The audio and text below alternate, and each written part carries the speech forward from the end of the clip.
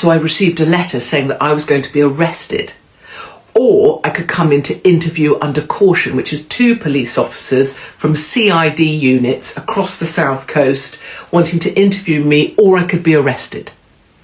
So it was agreed I would go in and be interviewed. I went into the police station. I had to go into one of those police rooms, right? And, it was Great Yarmouth, exactly. I'd love to come to Spain. I'm looking for a Benidorm venue, if you know one. So they went in, and you know how you used to press record and play, right? To record. Well, this bird, this Doris, there was 2 Dorises, right? 2 women, very, very serious, in for the questioning. And they pressed record on the digital recorder, right? Record. And then they started an hour and a half of questioning in a police cell about calling myself a spaz.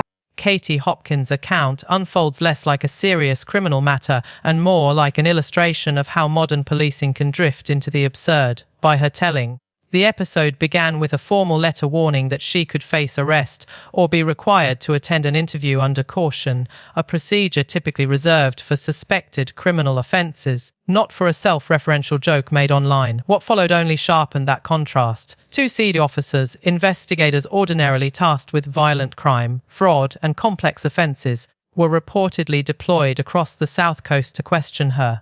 The scene Hopkins describes is striking precisely because of its imbalance.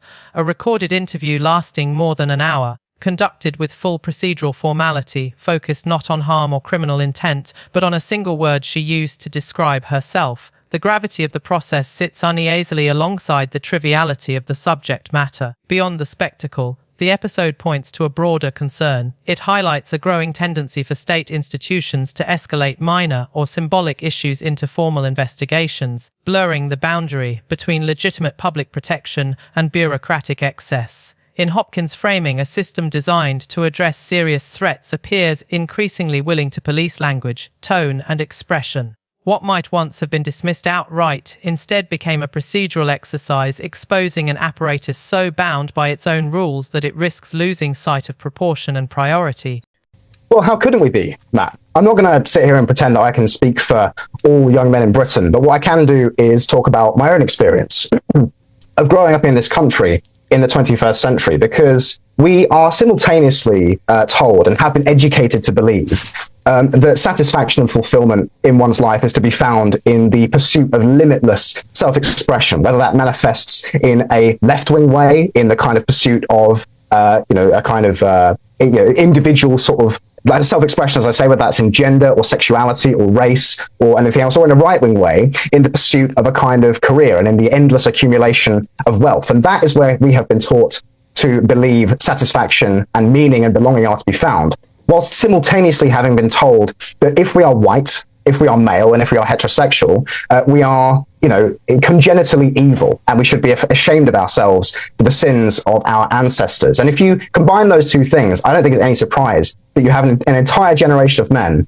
who have grown up without a sense of purpose, without a sense of place, and who are increasingly feeling a sense of resentment towards the system as it is currently constituted. And I think there's levels to this. Can I just pick you up on one thing, which is this idea that the social contract is broken? Now, some viewers will be familiar with the social contract meme that has been going around the internet for some time, showing a 30-year-old young male professional basically losing out in the social contract at every turn. He's having to, essentially work in order to subsidize people who are breaking the country's laws. He's having to work to subsidise baby boomers who, of course, enjoyed final salary pensions, is often not able to live in London or the big cities because he can't afford to. I mean, why is it that this social contract has been so devastating for young men in particular? Well, I think this is crucial, Matt, because there is levels to this sickness, and I think that the most immediate and visible symptom of this sickness is exactly what you're talking about, which is the fact that we have an economy that makes it, for one thing, very difficult for a lot of people to find jobs. When they do find jobs, frequently they are unfulfilling, and the wages that they pay are going down, and the taxes that they pay at the end of the day are going up to pay for things that don't benefit them in any way, whether that's endless foreign aid, endless asylum costs, subsidizing the presence of foreigners in their country, paying for their foreign aid, paying for, as we revealed this week, the translation costs of those claiming universal credit. Think about how insane that is. We have a system where the average person pays about a third of their income, like myself, in taxes to pay for the millions of pounds in translation costs for those who can't speak English, who are claiming benefits, right? And so when you talk about the social contract, I mean, that doesn't sound like a social contract to me. That sounds like exploitation, right? But that's just the most immediate, visible, and sort of immediately felt aspect of this problem. Because I think that ultimately what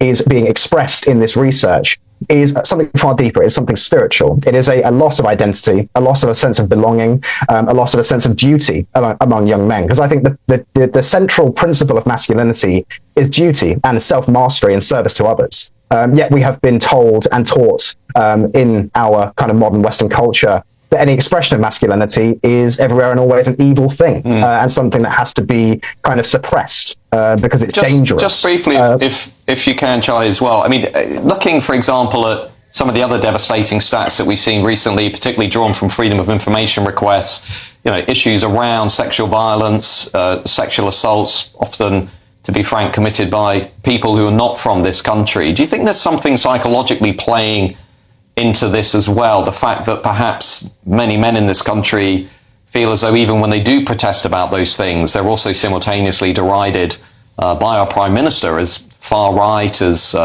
dangerous, as toxic, that there's sort of a deeper feeling of dispossession that seems to be running through men in this country. That is a really interesting point. And I would love to believe that British men en masse are feeling a sense of injustice about the way in which our women are being treated by both the migrant populations that have arrived here primarily in the last 30 years, and indeed the state that governs us, which seems to act against our interests at every turn. But I don't actually know whether the sense of dispossession and the sense of dissatisfaction and anger with the system as it is currently constituted would even extend that far. I think that men are just looking at their own lives. They're looking at their economic prospects, their living situation, the fact that they're never going to be able to own a house, if things continue as they are. They're never going to be able to find a girlfriend or a wife because there is such a divide between the sexes, and so many men and women report real difficulty in finding somebody with whom they share values, with whom they feel they can build a life. And again, deeper than that, Matt, I think is this kind of loss of masculinity, this suppression of masculinity, which indeed one expression of that is an inability to defend our women. But actually, it's a culture that's taken aim at the very concept of duty and has sought to center duty in essentially the state, to replace the man, to replace the patriarch with the state. Thank you.